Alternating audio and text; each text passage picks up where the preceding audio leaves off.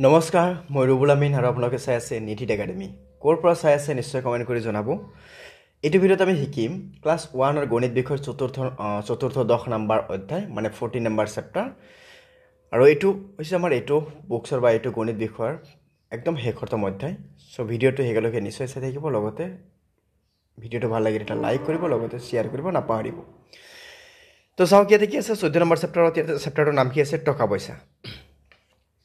এটা কি আছে যে কাগজৰ দৰে পইচাবোৰ নোট আৰু ঘূৰণীয়া পইচাবোৰ হল মুদ্ৰা যে মা পইচাবোৰ দেখোন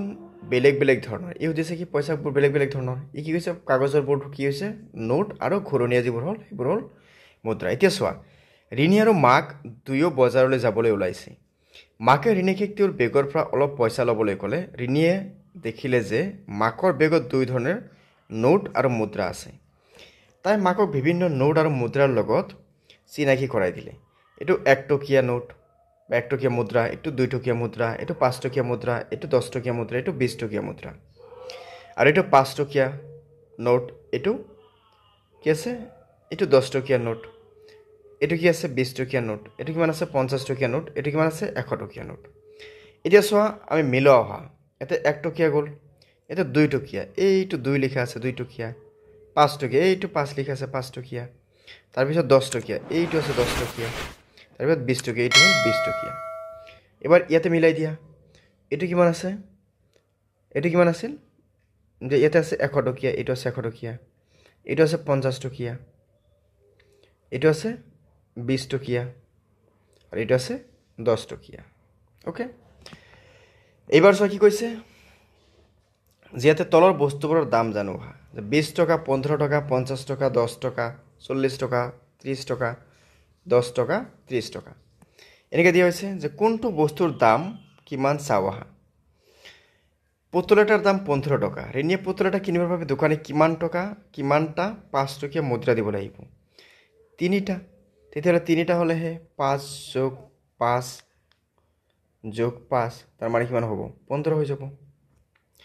এটা পুতলাৰ দাম 20 টকা ৰিনিয়ে মাকক এটা পুতলা কিনিবৰ বাবে 10 টকীয়া নোট কেইটা দিব লাগিব দুটা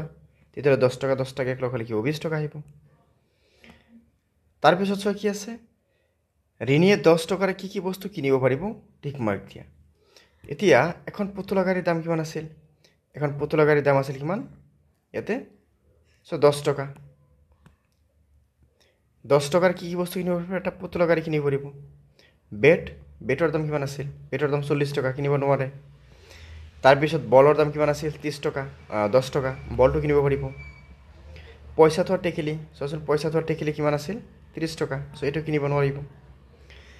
ৰিনিয়ে ভাইকৰ বাবে এটা বেট কিনিলে তাৰ হাতত 10 টকীয়া নোট দোকানীক দিলে ৰিনিয়ে দোকানীক আৰু কিমান টকা দিব লাগিব এটা কিমান 40 টকা তো 10 টকীয়া দিছে আৰু 30 টকা বাকি থাকিব তেতিয়াহ'লে ৰিনিৰ মাকৰ হাতত 50 টকা আছে ৰিনিয়ে মাকক 50 টকাৰ দোকানীৰ পৰা কি বস্তু কিনিব পাৰিব আলোচনা কৰা 50 টকাৰ তলত যিটো আছে এটো কিনিব পাৰিব এটো পাৰিব আটাইকেইটা কিনিব পাৰিব যে আটাইকেইটা কিনিব পাৰিব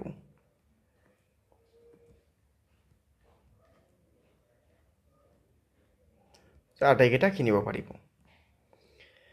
তলত চোৱা কি নোট বা মুদ্ৰাৰ লগ লগাই তলত উল্লেখ কৰা টকাৰ পৰিমাণবোৰ পাওঁ ইয়াতে টিক মাৰ্ক দিব দিছে 12 টকা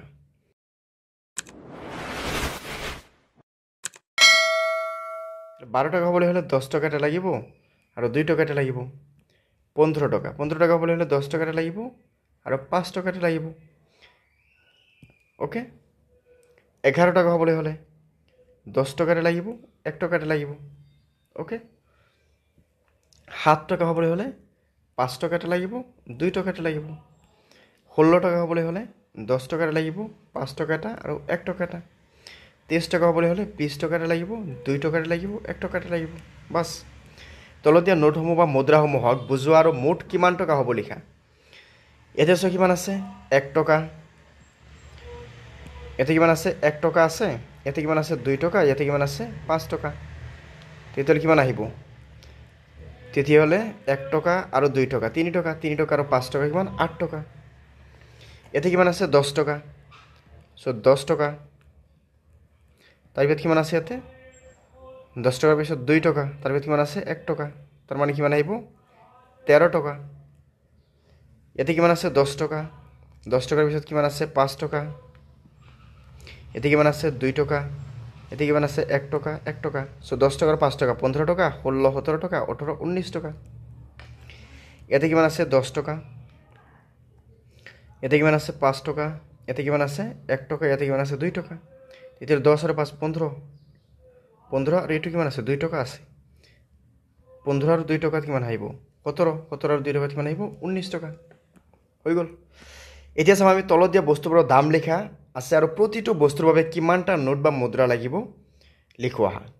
ইয়াতে কি আহিব 15 টকা হলে 5 টকা এনেকৈ আহিব 15 টকা যদি আমি বনাব যাম তেতিয়া আমি 10 টকা এনেকৈ এটা কৰিব পাৰিম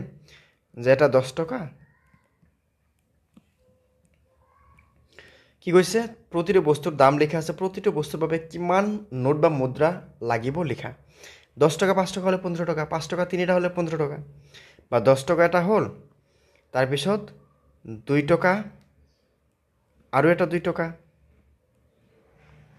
আৰু এটা 1 টকা টোটাল হৈ যাব 15 টকা নাইবা আমি যদি এনেকৈ কৰোঁ এবাৰ যদি এনেকৈ কৰোঁ যে 10 টকা ইয়াতে কি কৰিছোঁ যে 2 টকা এটা আছে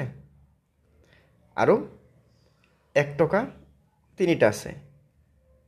1 টকা 1 টকা আকৌ এটা আছে 1 টকা এনেকৈ আমাৰ এবাৰ কি আছে 10 টকা 10 টকা আমি কি কৰিম যে 5 টকা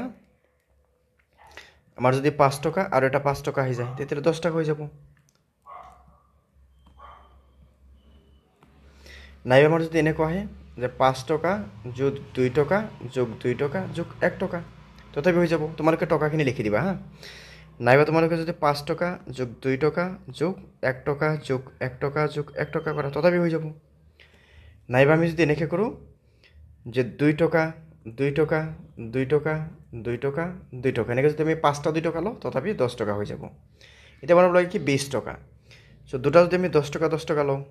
20 টকা হৈ যাব আমি যদি এটা 10 টকা লওঁ দুটা যদি আমি 5 টকা লওঁ তথাপি 20 টকা হৈ যাব আমি যদি ইয়াতে কি কৰোঁ যে চাৰিটা যদি আমি 5 টকা লওঁ তথাপি 20 টকা হৈ যাব যদি তিনিটা 5 টকা লৈছোঁ তিনিটা 5 টকা লৈছোঁ এটা 2 টকা লৈছোঁ দুটা এটা 1 টকা লৈছোঁ তথাপি 20 টকা ওকে এতিয়া চোৱা একে পৰিমাণৰ সূচক নোটসমূহৰ লগত মিলোৱা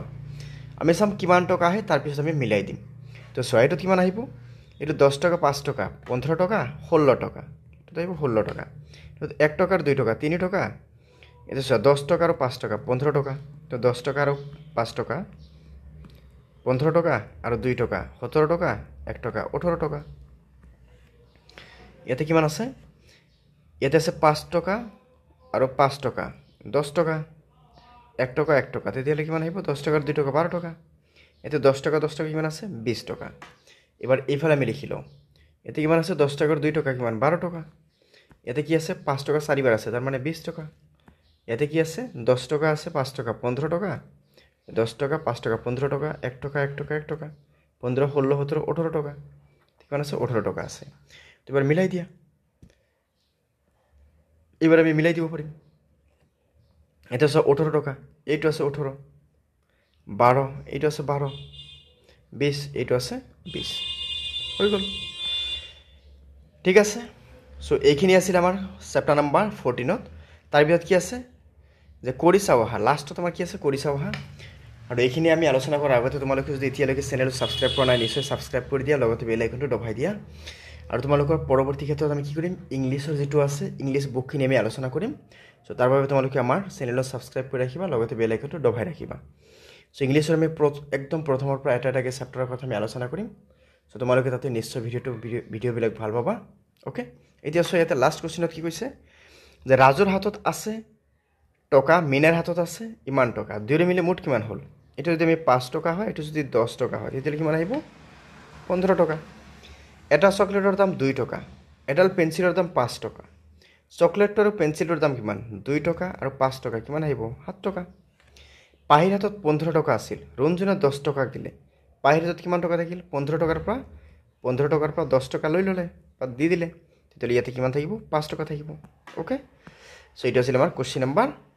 লাষ্ট যিটো আছিল সেইটোৰ সমাধান চ' এতিয়া চোৱা আমি গোটেইখিনি বস্তু আলোচনা কৰিছোঁ এটা এটাকে চ' আশা কৰোঁ তোমালোকৰ কামত আহিব ভাল লাগিব চ' তোমালোকে নিশ্চয় আমাৰ চেনেলটো ছাবস্ক্ৰাইব কৰিবা লগতে আমাক মানে কমেণ্ট কৰি মটিভেট কৰিব নাপাহৰিবা যাতে আমি পৰৱৰ্তী ক্ষেত্ৰত আমি ভিডিঅ' বনাবলৈ আমি আৰু যথেষ্ট উৎসাহ পাওঁ অ'কে চ' আমি আকৌ লগ পাম পৰৱৰ্তী ভিডিঅ'ত ধন্যবাদ